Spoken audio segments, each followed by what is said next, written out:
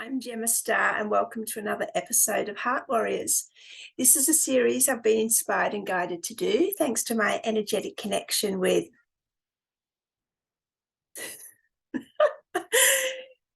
Katajuda, which is the sacred masculine site in Central Australia, very close to Uluru, which is the sacred feminine site. What I'm here to do is to give a platform to our men to speak about their journey into the heart, their challenges, their highs, their lows, what wisdom have they gained, what knowledge can they share, what practices, tools did they incorporate into their lifestyle that worked for them that they can now share with others walking that path into the heart. My guest today is a man from America. He's an astrologer and his name is Rahme'el El Bey. So let's welcome Rahme'el onto the show and please enjoy.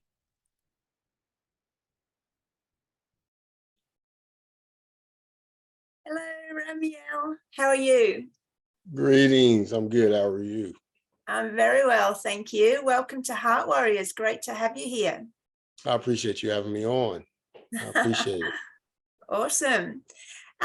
Rahme'el, can you give us an insight into the man you are today? How would you describe yourself? It's a great question. Well, I think the first thing is that I'm a person who cares. I want to leave something that has helped people, help, humans, mankind. I'm a person who really sincerely wants to see the earth and the people on it in a much better place than, when I leave. So my life, is centered around that, it's centered around teaching and giving, receiving, learning, right? And it's all about the fact that I do want to touch as many people as I possibly can. Yeah, That is, how one way I would describe it in its complexity. Yeah, and I can definitely feel that energy straight away from you, even though, we've only now connected a couple of minutes. So yeah, wow. Can we go back into your childhood? Can you take us back to a time that was particularly challenging where you had some struggles? What was happening? I think in my childhood, it would probably be easier to say, can you tell me about a time when there wasn't? I was a very tenacious, feisty, hard-headed, child, just all over the place. And so I was very, very also forthright. I had a very much temper. I had a lot to say even about a whole lot of things, So my childhood was really based around me learning to understand how to reel that in.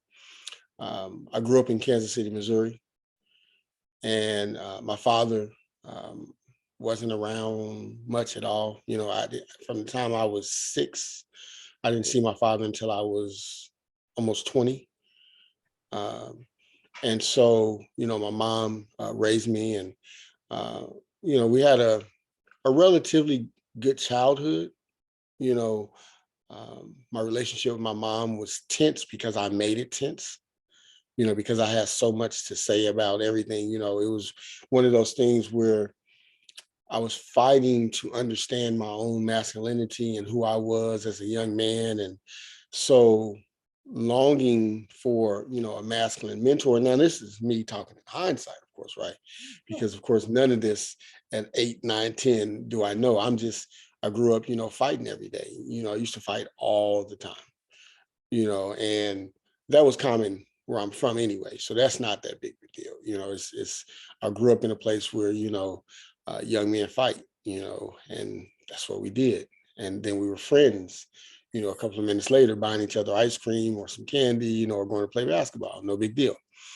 But a lot of that was around me trying to find myself. Like I wasn't great at being the butt of jokes, because it was a self-esteem issue tied to that. Right. And that came from me trying to understand my own masculinity. You know, I would fight, you know, and go argue and go back and forth, not much back and forth because my mom didn't have a lot of back and forth, but I would try it. It just didn't work out well for me. You know, when it came to doing chores, you know, I was on punishment. I think I may have, out of 12 months, I may have been free for 2 months. Out of 12, I was on punishment forever. I think my whole childhood was a punishment because I was just hard headed, you know. So it was a very intense struggle there in trying to find myself, you know, because I didn't have a man around um, to show me, to teach me, to help me. And so I, you know, was reaching out to try to figure that out and expressing it in many different convoluted ways. Thank you for sharing that. I'm interested now, as a young child, um, how did you relate to the fact that your dad wasn't around? What did you tell yourself were the reasons? Did you feel you were to blame in some way? And how did you, um, as you got older, work to heal that wound? So great question. The answer is no. I never thought I was to blame, and I never questioned. I don't remember ever asking my mom if why my father wasn't around. I don't remember. I'll ask her right now because she's here. You know, Mom, did I ever ask you that? She may hear me, she may not. I came to her house to help her, and I'm like, oh, I got to do the show, so I'll do it from your house, Mom. But I'll ask her because I don't remember ever asking her that because I never felt that I was to blame. I don't remember a time when my father wasn't around.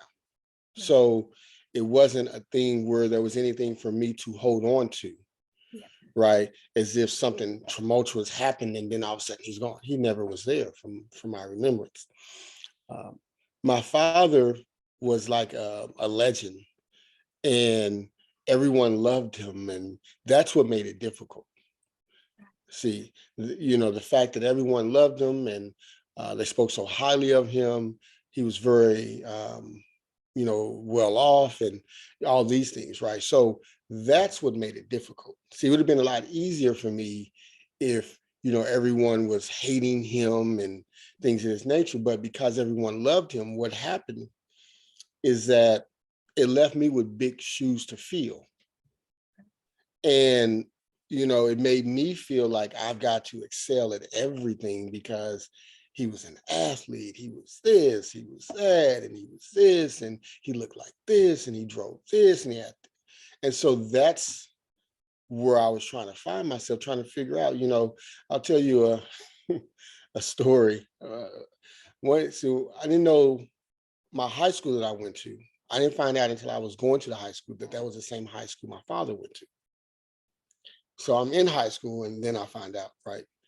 And so one day I'm at the, I think like one of the places inside the school, but it wasn't the library, but it was a place where they stored the class reunion, senior high school yearbooks. And so I pull out his yearbook. And now I was a choreographer. I was a dancer before I say this part. I was a choreographer. I was, you know, that's what I did. So that's what I was known around school for the most part. And I'm looking at his yearbook picture, and a student walks up, and he's like, "Oh, who is that?" I'm like, "Oh, that's my father." And he reads out the list of accomplishments my dad has, and he's like, "What are you doing?" True story. That's that happened, and but that was the pressure. And I was very gifted in sports, and there's a whole story around that. Growing up as a Jehovah's Witness, they really didn't want you to do those things. So although I was gifted, very gifted, just as my father was in sports and all these things, I was pulled back from being able to actually do them, which presented even more challenges for me understanding and trying to find my own masculinity, my own manhood, because in the things that I was great at growing up a certain way, I was pulled back from that. And so that was more of the challenges. And then the last part of your question, how did I reconcile that? That's an interesting thing because it took years. it took years, because when I did go back and reestablish a relationship with my biological father, it was tumultuous. Even then, it was horrible.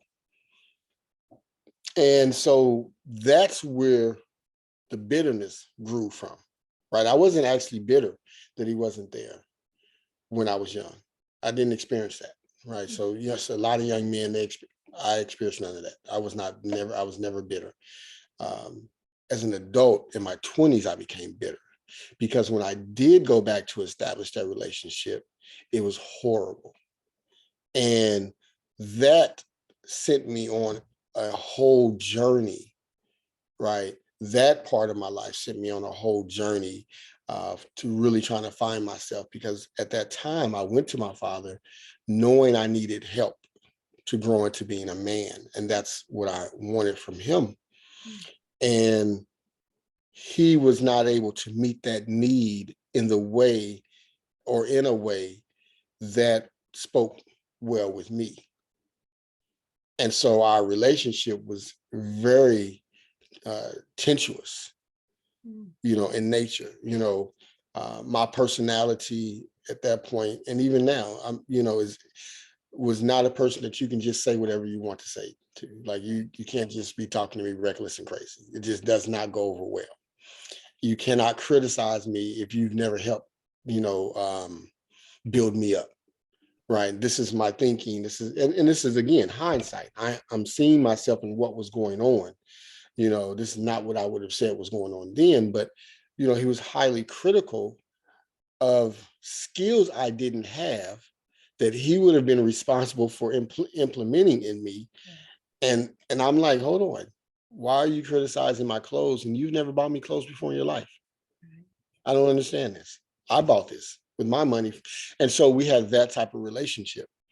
And so it took into my 30s and 40s to actually reconcile that, because it had a very, it played a very big part in my life, me chasing my manhood and trying to figure out my own greatness and things like that. Because when I was trying to find it and get help, that help wasn't there in a way that spoke well with me.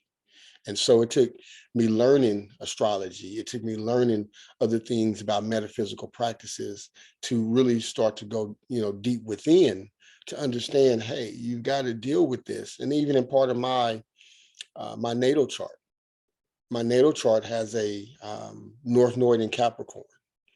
And that North Node in Capricorn speaks to the fact that there's an issue with the father that will be a part of the foundation of your growth, right? So once I began to understand that this was a part of this relationship, was never going to be, nor was it ever truly meant to be, what we think or are taught is a father-son relationship. It wasn't that. That wasn't his job, right? His job was never to be the father from Little House on the Prairie, or, the Cosbys. That wasn't his job. His job was to instill a certain set of principles, a way of thinking, and so on and so forth. And then my job was to take it from there, right? So I had to learn that part. And I learned that through astrology, understanding astrology. But then you still have the healing process, because it sounds good when you first understand it, but then you still do got to go to the process of letting go. And then that took time, and that took, going through, different climates, because sometimes you think it's gone and then it pops up. Another layer. Yeah. Oh, well, I'm fascinated with the astrology as well. And it's interesting how it gave you an insight into things being planned beforehand, before incarnation. Am I correct? Yes. So I had the same when I understood reincarnation, and it gave a purpose to everything. It gave lessons that needed to overcome. It gave the responsibility back to me. Is that how you would explain astrology, that we come in predestined and choose our incarnation, our family, our circumstances for specific lessons that we want to have the opportunity to grow? Yes, I stay away from the word destined because of how people think, right? We make choices because of our soul's purpose and soul's evolution. Once we understand the soul's evolutionary process, then we understand why the natal chart is laid out the way it is, because everything that you experience here is to push your soul's evolution through third dimensional experiences. And so through those experiences, our souls evolve, and then we move on from there. And once I understood that, then it helped quite a bit. It didn't, it wasn't like snap and the pain is gone, because it wasn't. Yeah. It's still a process after that. But learning astrology helped me realize that I wasn't crazy, that, some of these things that's going on in my life, like I understood them from a totally different perspective, understood me from a different perspective. And it gave me permission to fully be me, unapologetically. And that was the power in it. And even, of course, that was a process too, but it did that. And it was like the moment that I first got, a natal chart consultation, it changed my perspective. In that instance, Wow. I started morphing and going through the process of fully realizing myself, and still today, going through the process of fully realizing myself. But that spun the journey and gave me permission to be unapologetic about it, unapologetic in my growth, and understanding that I'm growing, and that there's a bigger purpose. Love it. Thank you. Um, I'm interested in what you were saying about as you were growing up, you were discovering your masculinity. And I'm wondering if you can take us through that journey, because you're very articulate with it. What's your earliest memory of how a little boy should behave? And how did that change as you grew through your teens into your early adulthood, about what a man should be? I've never been asked that. That's a good question. My earliest memory, I grew up around violence in many, many different ways. I also grew up around a lot of love.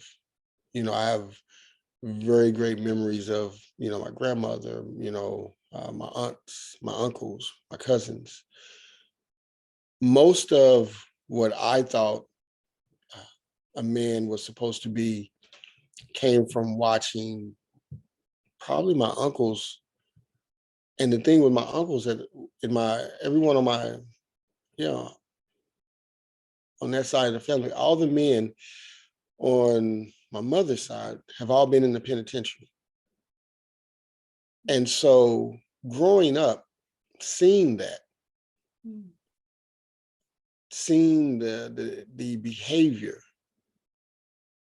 at times seeing abuse, right? I didn't know. It never resonated with me to be that way. That's the interesting thing. I never looked at that and was like, oh, I want to be like my uncle. I never did that. And that speaks to, having a great mom who never highlighted those things, So growing up, I didn't know. I think I really didn't know exactly what a man was supposed to be like, probably, or have an idea, until I was close to around 10, 11, 12. And then I encountered a man who I love dearly to this day, named, Greg Morgan. Actually, I encountered him around 9, 10. And that helped me. He helped me a lot, because he was a man, he was married, devoted. very, religious man who taught me the Bible and gave me a standard, right? And that was when I started to say, that's who I'd want to be like. That man. That man is devoted to his woman. He's devoted to his children. He's devoted to his religion. He has a moral compass. He has standards. He treats me like I'm his son, although I'm not. That's when I started to develop an ideal of what I wanted to be like. But prior to that, no, I had no idea. Prior to that, I didn't see anyone around me um, outside of my cousin Mike. I can't really think of a whole lot of other men that I was around that I would want to be like my cousin Mike and Greg. And those two men become the biggest examples of masculinity and manhood for me, up and even to adulthood and things of this nature. Fascinating. So let's go now into your adulthood. Mhm. What would you say would be the next particularly challenging episode in your life? After my father, right? Sorry. After Yeah, the relationship with yeah, my after father. that, yeah. Okay, so because I'm like, there's like so many that Unless come out there's of that. more that you want to say about that. Well, no, I think the next biggest challenge becomes um, the destructive path that comes out of that. And that destructive path leads me to destroying my career as a choreographer and a model, um, because I started to get in the streets myself again, started to um, do a lot of things that I had no business doing. I ended up having to go to jail for a little while because of that. And this whole destructive path comes. So whereas I can look back, in Hollywood, and I can see that I've done some things. I was in a movie, I was in some music videos, things of this nature, but never actually got to where I should have went had I not been on that destructive path. And the only reason I didn't stay on that destructive path was actually goes back to my love for my mom. And going back to when I said that every man on my mother's side had been locked up in the penitentiary. When I went to jail, I never contacted my mom. And I remember sitting there and I'm like, I'm done. And I remember saying to myself, my mom deserves more than this. And I may not love myself enough, but I love her too much to put her through what I've seen my grandmother go through and things of this nature. So I'm done. So I literally got out, never done crime again. And then that started to change. And that was when I was around, this is 96. So I was what, 23, 24, somewhere around there. 24, yeah. But then I still had to deal with the karma. So I still had to deal with the backlash from all the things that I was doing. And so those things become the struggle. Then at 28, I have my first daughter's born. And so then we go into a different part, of life. And again, I'm still trying to figure it out at this point. I'm still dealing with the karma from my destructive path that I was on, because I was just doing a lot of foolery. And you still got to deal with that, and that took time to process also. You back then you think that, okay, well, I'm done. So then that means that the universe is done, and then the universe is just ready to do good by me now because I'm ready to do good, right? And it just doesn't work that way. And so I had to go through that. And that was a huge challenge, because that's when you start going through well, why am I doing all this stuff? I can just go back to, doing this. If I'm going to go through this, I can just, and that was a whole, process mentally, to unravel and unwind. Right. I mean, can we jump back to when you were in jail? Yeah. What you came out and right, you were clean. You were like, I'm not doing that anymore. What do you think was the difference between you and men that come out and get back into crime and repeat the cycle? What can There, you say to men who have Mhm. maybe just out now and are on that balance, like, oh, I'm tempted to get back into it. I want to be straight, but what can you say to those men? Your commitment is as strong as your why. I just made a video about that. Your why is going to tell me the strength of your commitment. Why are you straightening out your life? Tell me why. Mm. If your answer to why is rocky, you're not going to straighten out your life. It's only until you have something in front of you that you realize gives you a purpose or is bigger than you or something else that is expansive as a why that you'll commit. Right. Once you decide that you want to clean yourself up, clean your life up, it's a process.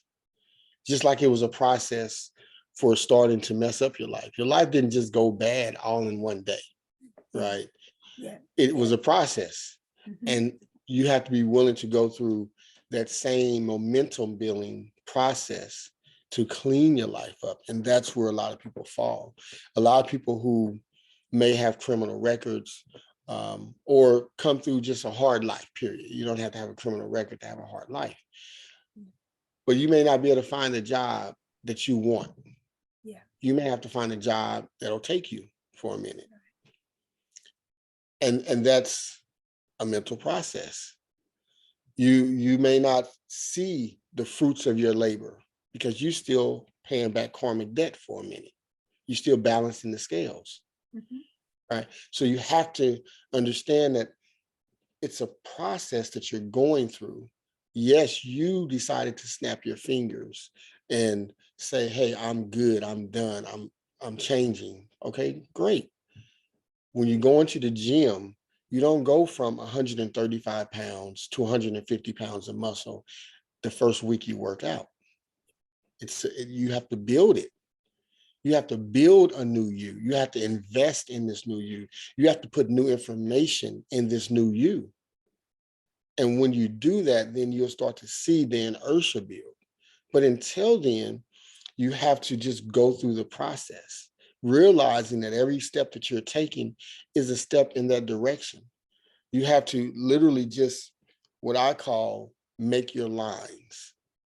And make your lines means that in life, you don't look at where you're going. You look at the steps that it takes to get there.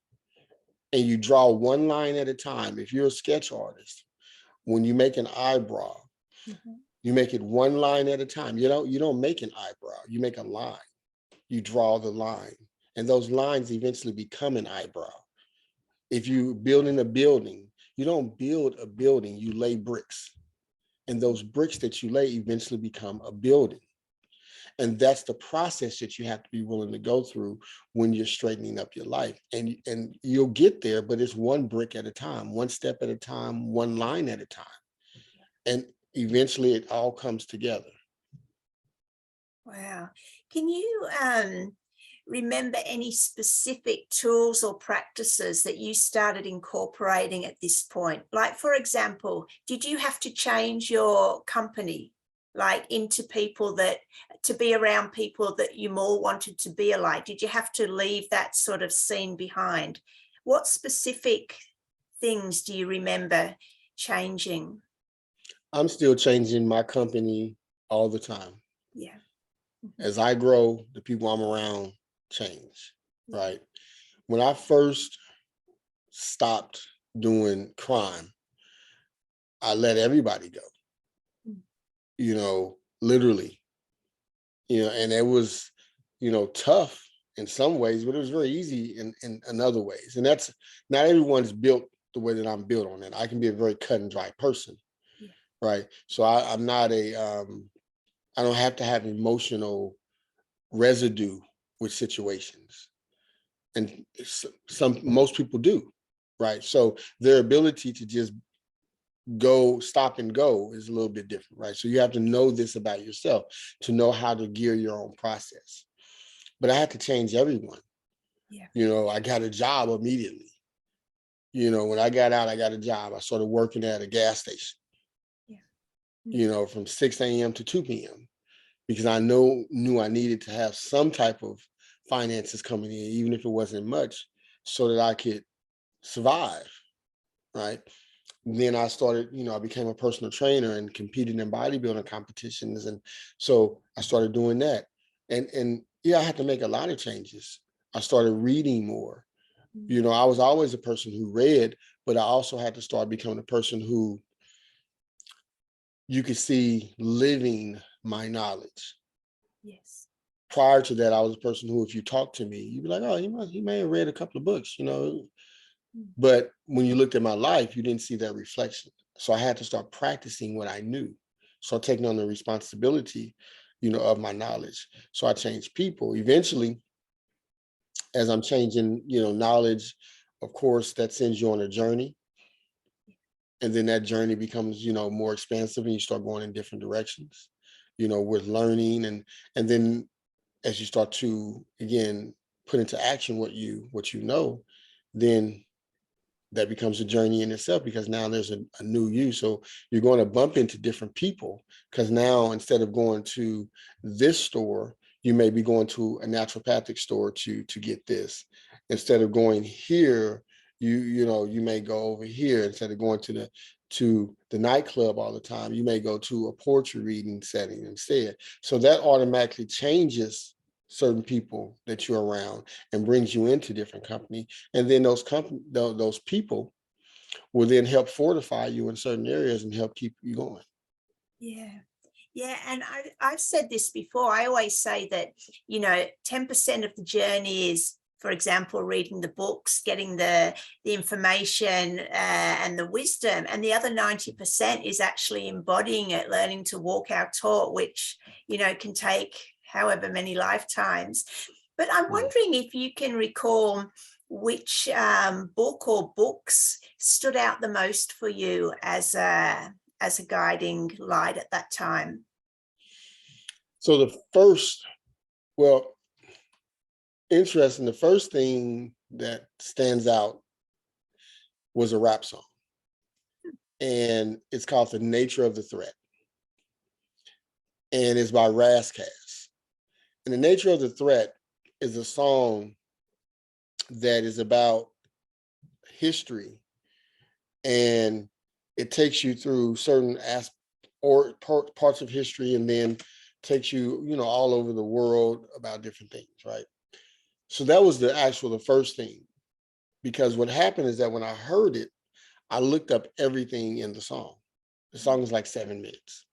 I looked up everything it said. And okay, so that happens. I didn't start living it, okay? But that introduced me to a lot of concepts and things that, eventually began to take root later on, years later, because I bump into a lot of that same knowledge, but it's more expansive because now I'm doing broader research on it. Yeah. The next book is called Antiquities of the Jews. And it's written by Flavius Josephus. Josephus is supposed to be written I think it's written in 66 AD. Okay. And Flavius Josephus is supposed to be someone who was born a few years after Jesus the Christ was supposed to have been dead, killed. And he wrote a story detailing the beginning of the world up until his day. And he was supposed to have written it based on papyruses that were left over and stored in the library. Okay. And this becomes Antiquities of the Jews. If anyone looks it up, you can read it online, right? It's a version that the Catholic Church has tampered with now, because there are some things in there, so you have to look up, keep looking until you find, because there's a description of Jesus and things like that in it. So that becomes the second book, right? Then there's the Encyclopedia of Ancient Egypt. That becomes another book that becomes important. And that book, was, just a really big book about, ancient Egypt and a lot of the things that was there, and just some of the excavations and things like that. After that, Stolen Legacy is another great book, because it goes into the history of Greek thought and Roman thought and where it actually came from. Right. And it goes to some of the information that was stolen out of ancient Egypt. And it goes through some of the initiations that some of the people from Greece had actually went through and then took the knowledge from Egypt back into Greece. And so that became an important book. Another book I love is Ancient and Modern Britons. And then that book goes into a different understanding inside of the history of Great Britain about who was actually ruling there, what was actually really going on, who were the people, right? It teaches you about what an actual gypsy is, because a lot of people who claim to be gypsies now aren't necessarily a real gypsy lineage. This book is written in I think it's 1885. And I read a lot of older books that way before knowledge was adulterated, right? And I do it for a reason, that I go back and I read books that are old, so that I can get more firsthand information about certain stuff, right? It goes into who the real Vikings were. It goes into who were the actual rulers of Ireland and things of this nature, right? That's a 2-volume book. Another great book is called The Light of Egypt. It has 2 volumes, and it goes into astrology and all different, things, from astronomy, astrology, and different schools of thought about it. Right. So those are some of the books. Fascinating. I love that, you're delving for this real truth before it was hijacked, right? Of the past. What Yes. so what were the trends in masculinity along? How would you say that masculinity has evolved or changed or spiraled down in the last however many years, 2000, 3000? What were the trends in masculinity that you saw by reading those books? That's a great question. When you get back into the history of the world, cultural decorum, because when we talk about masculinity and when we talk about femininity, we have to separate it are we talking about it from the ethereal, the spiritual, or the mundane? If we're talking about it from the ethereal, masculinity and femininity doesn't exist on that plane. It's all one. When we get into the spiritual, still pretty much all one, but slightly a little bit more separated. And when we get into the third dimension realities, of course, it's completely separated. So we have to understand why. When you go back into ancient societies, you have to remove modern thought. So you can't go back into history with the thought process of today, because you'll never understand it. For instance, if you look at the Medu Neter, or what people call the hieroglyphs, in Egypt, you'll notice that men and women are depicted in a very similar way. It's very difficult, if you're looking at real Medu Neter, to determine who's a man and who's a woman. The one factor that will show you is that the men normally have what would be perceived as a long beard or goatee. Right. That's how you're perceived, right? Yeah. Well, there's a reason for that. And the reason for that is because they depicted themselves as one because they had a heightened spiritual nature. So their spiritual nature was so far advanced that they didn't imagine or picture themselves as the masculine and feminine beings as we see them today. Okay. So it's a totally different understanding. When you get into even Asia or the ancient Americas, and you look at things, you'll see the same thing, because what was understood to be masculine and feminine was a lot different.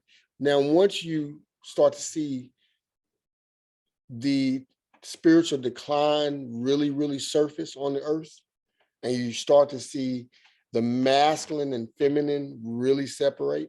Like I tell people, when you read the Bible, and I said this to somebody yesterday, when you read the Bible, who did all the cooking? People who read the Bible know men were the ones cooking. Women, you don't find many Bible stories of women cooking. The men were cooking. So what you find is that masculinity and femininity is based on cultural norms. On the mundane, we'll confuse it because we think that our cultural norm is everybody's cultural norm. Right. If you look back in ancient civilizations, women dominated the marketplace. It wasn't men in the marketplace, it was women in the marketplace. So that would mean that women left and went into the marketplace. Now, that also meant that the marketplace was run by feminine energy, which today it's dominated by masculine energy, which means then a woman could be in the marketplace and still be in her complete feminine self. Whereas today, because it's dominated by the masculine, in order for a woman to go into the marketplace, she eventually takes on a more dominant masculine exterior and interior, right? So we can see how in ancient societies, men did a lot of the cooking. You found the men around the house more, doing a lot more what would have been considered domestic things, but that had a lot to do with tilling the fields, taking care of the cattle, things of this nature. Women didn't do that. That was a man's job. That's why women were in the marketplace, right? So today's understanding is completely different than that. And if you go into ancient societies in Asia, you'll see parts of that. You'll see that men, one of the things that's very interesting is that in ancient societies, men, and I mean way back. So this is going back into what would be called totemism, which is the foundation of every society. If a person looks up totemism and researches the time periods of what's called totemism, you'll find that men didn't raise their children. Women and the village raised their children. This is where the actual concept comes from, that it takes a village, because a man would raise the children of his village, and a totem represented a clan. A clan had what would be called the one great mother, so that everyone in this clan was related. And because they were related, they didn't procreate together. So then that would mean that the women and men of that clan would go to other clans to procreate. Well, the children always stayed with the mother.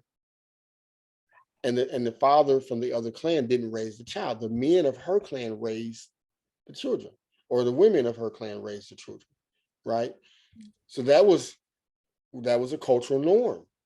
Yeah. Fathers didn't raise their biological children. Well, that changed because mentally we see it differently, right? But I always find it interesting, and I tell people that what's natural plays out regardless of how we try to change it. And if we look around in society, one of the reasons that there's so much push and pull in society is because both sides are trying to hold on to what they think is right. But if you just let it go and let it be, it's going to be right. Just let it go. It'll be right, right? Because the universe is doing it already. Your emotions are keeping you hung up, right?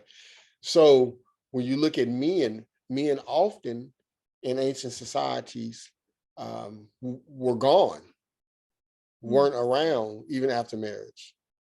They were gone for years, months. Yeah. So this is what being masculine look like. Yeah. Today's concept of masculinity is completely different, of course, because the cultural norms are different, right?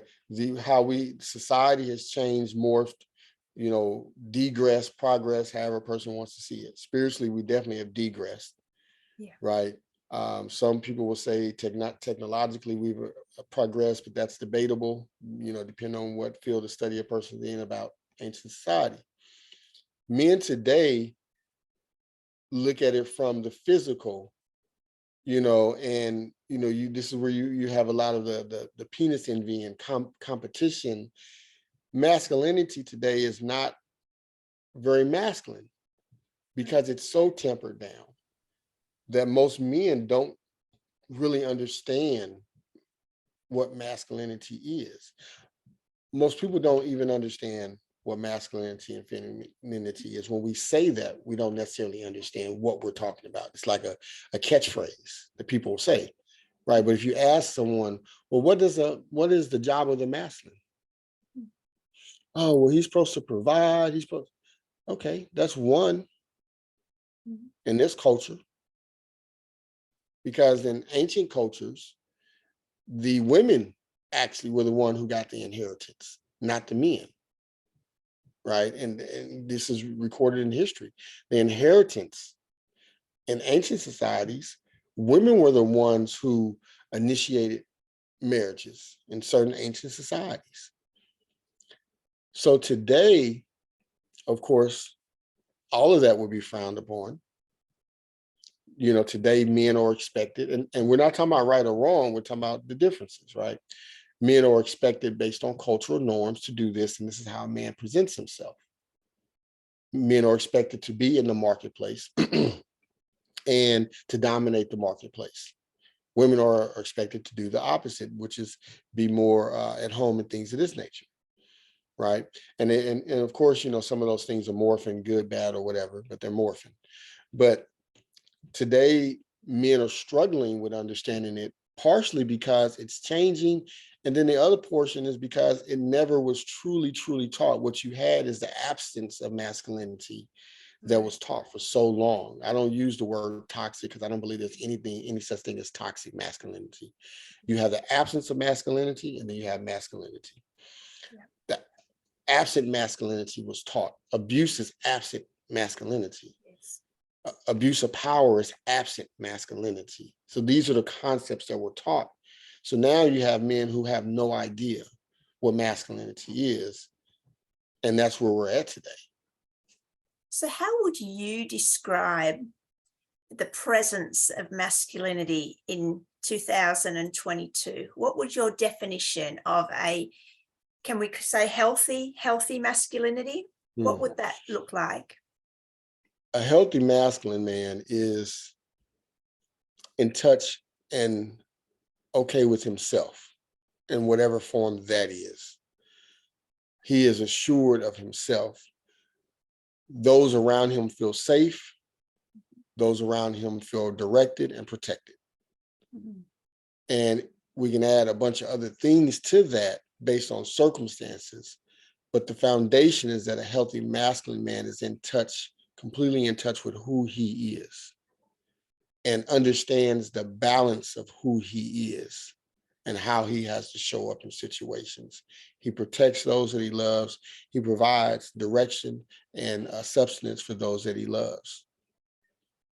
Yeah, I love that. Yeah. Totally agree. On the masculine feminine spectrum, let's go up to the masculine end. How much scope is there? Like, there's some men that say, oh, I'm 90% masculine, and other men feel more in their feminine energy. Is there the scope there for all men to embody these healthy masculine qualities? And can they do that and be also in their feminine? That's a great question. And it's one that, and I say that because it's a discussion that needs to happen as far as what that means. Yeah. You have a lot of people who mainly it's coming from a lot of feminine teachers where they're speaking about men being in their feminine. And I say that within every statement, there's truth and falsehood. And I'll say that for that particular statement. Every person embodies both, Yes. right? And just we're both made, right? But on the third dimension spectrum, we're divided into dominant energies. When we're speaking of a man being in his feminine, what we're speaking of is a man really just understanding masculinity. And it really has nothing to do with being in the feminine. It's understanding masculinity. Like a true masculine man knows when not to talk. Okay. Well, talking is masculine. Listening is feminine. Listening, you receive, right? That's a feminine response, Yeah. listening. But that's being in your masculine, knowing when. And so that's what it looks like to me. I don't teach men in my mentorships, oh, you have to be in your feminine. I teach you how to be a man. And a man knows how to show up as a man. And if I'm dealing with women in mentorships, this is what feminine energy looks like. I don't teach women how to be women because that's not my job. I have no idea. Yeah. I can teach you about feminine energy, right? Because I can study that. I don't have to, right? So this is what it looks like. And so when a man is embodying in what, in the term is, as far as how people say it, you know, living both in his masculine and feminine, he's really just living in his masculine. He understands time and place. He understands how to talk and listen. He understands those things, and he does it all from the lens of masculinity, not from the lens of being connected with his femininity. No, that has nothing to do with it, because it's your spectrum is still through masculinity and how you're doing it. It's when we attempt to make it as if there's got to be this feminine presence there, then we start to convolute what's actually happening. And this is what causes men confusion. Right. Because in one way, you're telling a man, oh, act like a man, but then no, just teach him how to be a man. Because when you teach him how to be a man, you teach him when to pick up the sword and you teach him when to put it down. I love that. I love that. And, you know, I'm not sure if you're aware, this rock formation behind me is Kata Judah, which is the sacred masculine side. And it's through these energies that I've been guided to hold this platform. And it's exactly what Beautiful. you said. It's about men talking to other men, because there's lots of things that I could say from reading books or my experience of how maybe I think or a man should work, how I feel good when a man is a certain way, but I'm not a man. So I can't say what masculinity is. So this is, you know, exactly what you're saying is what this platform is for. So thank you for that. Yes. What would you say is the biggest wound in men today that is begging to be healed? Wow, you just throwing them at me today. This is awesome.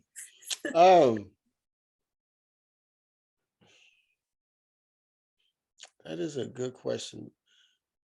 I would say that when I think of what most men go through, most men just simply want to be accepted. And we live in a world right now that is dominated by the wounded woman. Okay. Yeah. And what's happening is that because she's wounded, she's yelling at everybody, at every man. And everything about men today is wrong. Everything is considered toxic. And at this point in time, it's sending so much confusion to men as to what is the expectation of a man, what is acceptable as a man, how a man's supposed to walk, how a man is supposed to talk. Men have never been allowed to really talk about the struggle, right? Or what we go through. And we're not asking to, actually. Like, men don't care to, talk about those things. But what most men are tired of is being discounted at this point, not being able to do what we do without being yelled at. And at the same time, me studying history, I understand the wounded woman. I understand what's going on. But when we talk about what's going on with men, you're seeing that a lot of men are getting tired of that portion of it, because it suspends us in a place where masculinity is not accepted. And because most women, and I do use the term most on purpose, have no idea what real masculinity is, then they associate things that they don't understand, with toxic masculinity. For instance, I tell, talk to a lot of women, and if you see me post about things, and I say, a lot of women will always cry and whine about being protected, and then say how men are supposed to protect them. I said, but when your uncle or your cousin told you don't date that guy, I heard that he hurts women in the neighborhood, or I heard that he sleeps with a lot of women and breaks a lot of women's heart, and then you decided to go do it, and then, or you decided to do this, and then the guy ended up hurting you, and the aunt and the uncle and the cousin was like, well, I'm not getting in it. Now he's toxic. Right. The truth was that you didn't accept his masculinity, and now he's to blame for your bad choices. And now you want him to sacrifice himself to save you, when he told you what to do in the beginning. He led you from the beginning, but you decided to do something different. And now you're crying like you're wounded. Those types of things are a huge part of what men are tired of. That's a wound that, is needs to be dealt with. The other thing is that you have an absence of masculine figures being present for their sons. And I mean that from all walks of life. When we talk about present, I didn't say raising, right. I said being present. Yes. And so, because throughout history, men have not really been taught, or lost the portion of themselves that allowed them to be present for their sons. In ancient cultures, if the father went off to war, when the son became a certain age, he took the son. He didn't leave his son to be raised by the mother. You're 12. You're 12. You're 10. You're coming with me now. Yeah. Right? So they were present, and they were present from the beginning. We've lost that. And we lost that hundreds of years ago. Most societies lost that. So you didn't get a healthy dose over the last 100 years as to how to be a man, how to take care of a household, how to deal with your emotions as a man, how to deal with your thought process. Right. And so that wound now looks like men out, buck wilding. Now manhood comes with how many women did you sleep with? Yeah. How much money do you make? Right. Now that's the measuring stick. And that we've got to heal, because those things are not how we measure masculinity. That's how we measure trauma in certain instances. Right. That's how Wow. we can measure work ethic Yeah. by, and commitment, but not manhood through how much. Your manhood is not measured by how much money you make. Your commitment and work ethic can be, but not your manhood. Wow.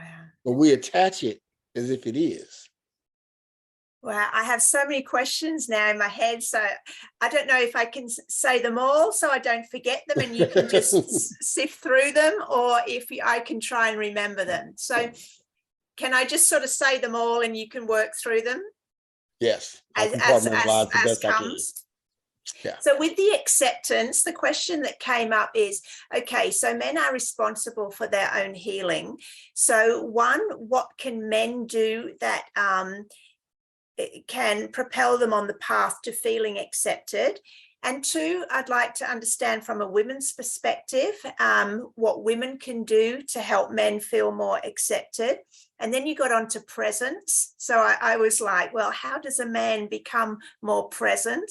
And then you mentioned dealing with emotions. I can't remember the exact word, working through emotions or something. So I wanted to know, how does a man do that? Okay, got it. I got them all. I got it. Thank you. So how does a man work through that? Men are going to have to sit down and be still for a minute. Sit down and be still with yourself for a little while. We really are going to have to adjust how we see each other, and our reflection of how we see ourselves. Once we sit down, once we really look at our lives and our skill sets, and then you get to know yourself. This is a part of the process. Most adults are going to start this process and then give it to their children to start finishing it. Wow. That's how it's going to go. Yeah. Because most of us as men won't fully realize it, but we can teach our sons and give our sons the starting point where we're leaving off at, so that they can realize it. And then we make differences that way through generations. But through meditation, through mentorships, through understanding your natal chart, men have to start coming there. Most of my clients are women. Yeah. And that's because women are more spiritually inclined. But women are more spiritually inclined regardless. That's just the gift of women, right? Women were the high priestesses, not men first, because women were more connected, or thought to be more connected, because of their womb to the source of creation, right? So men have never throughout history been understood to be as spiritually adept as the feminine. However, we still can be extremely spiritual. We still can tap into that, and men are going to have to do that in order to get back to a place of wholeness as much as possible. And once we do that, once we start connecting back to the source, then we'll get a true depiction of what our personal, energy, our personal masculinity looks like. And that's going to be the first step. Learn yourself. Yeah. Get your natal chart done. See if there's mentors that you can, attach to them. Right. As far as the women need to stay out of it. They need to work on themselves, and when I say stay out of it, I mean that women can help by being feminine, right? The greatest gift that a woman can give you is her femininity without apology. And that in itself makes you have to step up. And what I mean by that is this, and I'll tell a very short story. When I was 15, me and my mom was coming home, and we got to the house. And when we got to the house, I went in the house. So I'm in the house, rolling around, talking. Me and my sister go to the kitchen. My sister's like, well, where's mom? And I'm like, I don't know. Well, my mom was in the car. I hadn't opened my mom's door. She didn't get up. She didn't get out the car. She stayed in the car. It was like 5-10 minutes later. So I had to go back out and I had to open the door for her because that was my job. And she didn't say anything, but she didn't do my job for me. Right. Wow. Love And it. so that's the gift that a woman gives. Your femininity without apology. That's all you have to do. And he will eventually, as he learns, he'll step up. But you can't be apologetic, meaning you can't do his job for him. Right. That's what a woman does. That's how a woman helps. Okay. Okay. And the last one. Presence. Presence. That's important. Just talk. You know, when I look back at my situation with my own father, all I wanted for him to do was be able to talk to me. Just talk. Just tell me about your life. Tell me about your struggle so I can understand before I go through. Yeah. Give me a better starting place. Stop making me have to start over. Right? Stop, you know, with this, you know, your son has to go through hard knocks. You can raise a warrior without always putting them in a war zone. Yeah. Right. Every warrior doesn't have to go through a war zone to learn. The war zone is, you know, where you go because you have to. Right. Talk to your son. Take him with you. You know, I owned a barbershop I was a barber for over 20 some years. I owned a barbershop for like 10 years. It was embarrassing to see a mother bring her son to the barbershop. I was embarrassed. It wasn't even my son, especially if she was married. I'm like, this is embarrassing. Okay. You know, that's his job. It's your job to take your son to get a haircut. Why? I don't care. Why is the mother taking him? That's your job. And that's what it means to be present. That time that the son needs with the father, just be there. Be there to answer his questions. Be there for him to run to you and, you know, show you that he got hair on his testicles and you talk about when you just be there. Yeah. Yeah. That's it. And that means the world because that gives him a reflection and an understanding of this is what it looks like. Because I see myself through my father or through my uncles. I see myself through them because they are way ahead of me. So I just need them, you know, to bounce, you know, off my my trials and tribulations. I need to be able to bounce it off them because a lot of men are walking around and they've never been able to ask the right questions. You walk around without knowing if you're right. When your uncle could have told you, oh yeah, you're right. And that would have, oh, great. It's working. Okay. What I'm learning is working. My uncle told me it's working. But so many young men don't have that simple conversation. And that's what it looks like to be present. Thank you for that. Thank you. The third part I'd really like to get your insights on is men and emotions. What have you got to say about men and emotions? Oh, I have them. Yeah. I mean, so how do men explore them? Because a lot of men, you know, again, there's this, you know, one side says, oh, men, you know, shouldn't show emotions. Others say you really need to feel and express emotions. What's in your opinion, the healthy balance for masculinity? As it pertains to a man and his emotions, and I'll do this as a two-part question to make it make sense. A man has to understand his own emotions. If not, then his emotions are going to rule him, which will remove the masculine presence and analytical, intellectual presence that he needs to have. That's what makes him a man is his intellect. Just as it's intuition that makes a woman a woman. A woman has divine intuition. A man has divine intellect. Hmm. And that's what they bring to each other. So a man's job is to be guided, ruled by intellect. And in order to do that, you must be in control of emotions. You must, because emotions blind, they blur. And so understanding what hurts you and why it hurts you becomes important. Admitting that you're hurt becomes important.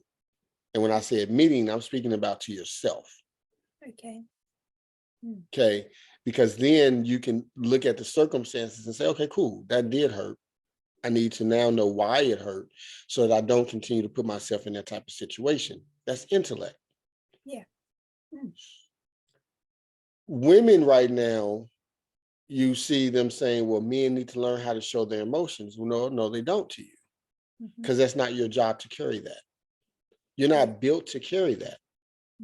That's not your burden to carry. He carries yours. And that's not, misogynistic or chauvinistic. It's how we're built. You're not built to carry that, because what happens is that with a woman, the more that you express emotion, the more that you express this pain, the more that you do those things, then she starts to lose trust innately. And then she begins to take on your burden and your worry, and she starts moving more into the masculine. That's how that goes. So if you continue to complain to her or cry to her, then it puts her in the scope of wanting to heal and protect you. Yes. That's what happens. And so your job is to, if you deliver an issue to her, you deliver a plan to her. Love it. Love it. You cannot continuously deliver the issue to her. Yeah. You deliver the plan. You can't keep coming home saying, oh, I hate this job. I hate this job. She eventually loses trust, because she's going to be like, well, how much longer is he going to take it? Which means that my home could be jeopardized, because he's had enough. One day he's going to come home and tell me he's fired. Now that's how she's going to think. So if you hate the job, when you say that, say, I'm about to start looking for another job. Yes. That's all she needed. Got it. Yeah. Otherwise, she'll have to start to think how to fix the problem. And then Exactly. She brings it to him, trying to calm the emotional scene. And then he doesn't like her coming with ideas, because that's the masculine's job. I just love how you articulated that, and I felt very seen and recognized as the feminine from the masculine that understands, yes, that is exactly what feels good to the feminine heart. So thank you for that. No problem. No problem at all. We're going to start wrapping up now. We've got about 20 minutes left. So I'm wondering if you'd like to take some time, if there's any bits we've missed that you feel are important that you'd like to articulate to men, please take the platform and say whatever you feel needs to be said. The biggest thing is really what we've talked about. Men do have to start coming to the table to look at ourselves, to take the time to understand ourselves, to understand what's going on with society, to understand how we've played a part in it and how we're going to continue to play a part in its evolution. We have to get back to understanding our role, and that's going to entail us literally sitting down with ourselves and men who know more than we know to ask questions, and not being ashamed of that. Men have to start embracing spirituality. We're so spiritually disconnected, that it's very difficult for a lot of men to hold a relationship, because right now, and it'll always be this way, but it's a huge gap in between men and women spiritually. Yes. That doesn't mean that women are spiritually evolved. That means that they're in contact with spirituality at a much higher propensity than men, which is causing a further divide. Right? They're not evolved because they have so much work to do, but they are in contact with the knowledge. They are working, and you have so few men who are like, well, I understand I need the source also. Okay. And that's an issue. And that's an issue with us and ego. And we have to get past it. We have to understand that source is for everyone. The source is for everyone. The divine is for everyone. And the only way that we can truly get back to being ourselves is through connecting with the source again. We got to start praying, meditating, doing those things. Yes. That doesn't compromise masculinity. It enhances masculinity. And we've got to accept that and stop looking at it as if, we don't need it, because our egos are just out of control for no reason right now. So that would be the biggest, most important. And last thing, if you have a son right now, be present. Be like, seriously, be present, and be there. Talk to him. Just talk. Go somewhere with your son. Go make it a priority to talk to him and let him know he can talk to you. Yeah. That's what most men needed. Most men want just to talk to their father, or even, and if or if you're the uncle, if you're the older cousin, talk. Just talk. Yeah, it's so simple, but not always easy. But yeah, it's making it a priority time-wise as well. Yes. Rahme'el, I'm interested in, you said you grew up, you mentioned the Bible, and now you're talking spiritual. At what point did religion become spirituality? And what's the difference of those two for you personally? I love that question, because everyone is so spiritual and they have no idea what it means. So I love the question. I think when I look back, I started to understand spirituality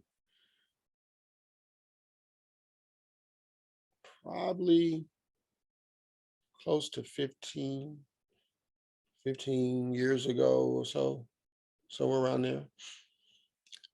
Religion, we come out of the age of Pisces, which represents religion without understanding. Religion itself it means to realign. That's what religion means. Means to do again. Yeah. Legion means to bind. It's a rebinding process, okay? Well, through the Piscean age, no understanding was given to these rituals. Everyone went through the ritual of baptism and, but didn't understand it. That's what modern day religion is. It's rituals without understanding.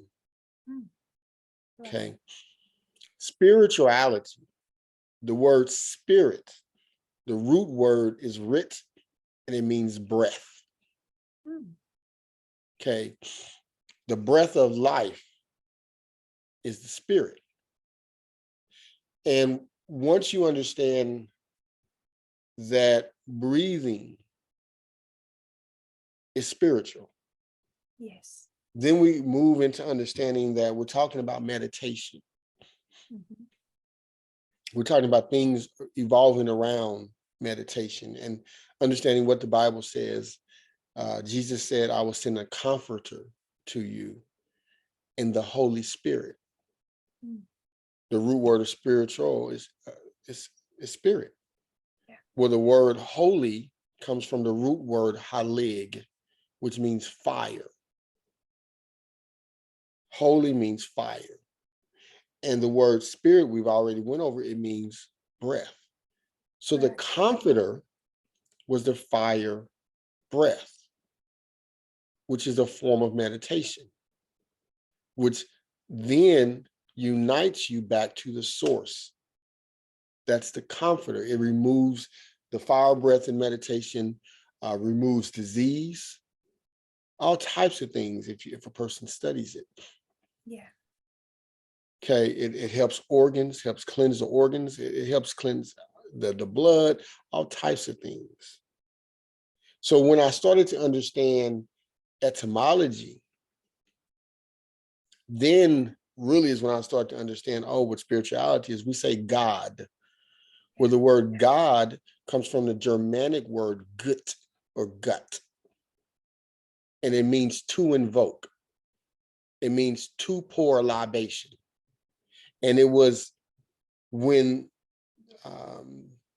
the Europeans were studying ancient spiritual practices such as voodoo and things of this nature. And it's a longer story that I'll bypass. But when they were studying it, this is when they made the word God, because in ancient societies, the Moorish societies, they poured libations. People do it today. And that was considered to invoke the spirit of the ancestors. They would, and so that's where you get the word that which is invoked, to invoke, to pour a libation. The word God is a verb transitive. It's an action. Yes. When you're invoking the divine or the ancestors. So once I started to understand the words and what they meant and what was actually being said, which was giving the power back to me to connect to the divine through self, right? I started to read the Holy Quran of the Holy Moorish Science Temple, and which gives more details about the life of Jesus. And I just started studying these things, and I started to study the words, and I started looking at the Bible text, the original Greek and Hebrew languages and things like that, to see what was said, what was really said. Right. And I started to find out a lot of the things that we were taught were just completely incorrect, just not even remotely close to what it meant. And that was just by doing the research. Right. I started learning that there were 7 Elohim and what they meant. And so that's when it started to become about spirituality, understanding, that it's about connecting with the source, but the Bible, the Quran, the Holy Quran, or the Moorish Holy Temple of Science, all those things were keys. The Hinduism, Shintoism, they all have keys. I still love the Bible.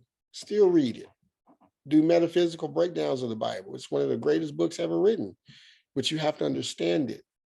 Right. So that's when I started to study etymology and the words. That's when I really started to understand spirituality, because today people use it loosely. Like, oh, I'm just spiritual. What does it mean? Yeah. Can you put it in one phrase? If you had one phrase, sentence to say, what is spirituality for you, what would you say? I would say spirituality is the breath between you and the divine. Oh, love it. Love it. Beautiful. Oh, wow. Yeah. Well, you are a wealth of wisdom and knowledge. I've really enjoyed this conversation. It's been fascinating. Where can people find you, Rahme'el? Well, I am everywhere. On TikTok, Twitter, YouTube. They can find me as Ra, R-A-H Speaks. Ra Speaks. On Instagram, it's Ra, R-A-H _truth _astrology. And on Facebook. It's Rahme'el, RAHME''EL space EL space Bey, BEY. I'll They put can all find me. those links below in the description. So, Yes.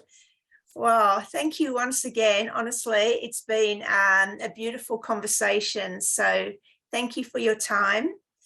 Yes, I'll I just appreciate you. thank you. I'll just say to the listeners, if you'd like to like and share, if you know any men who would receive some guidance from this conversation, please let them know. And I'll be back in a few days with another episode of Heart Warriors. So I'll stop the recording. Bye, everyone.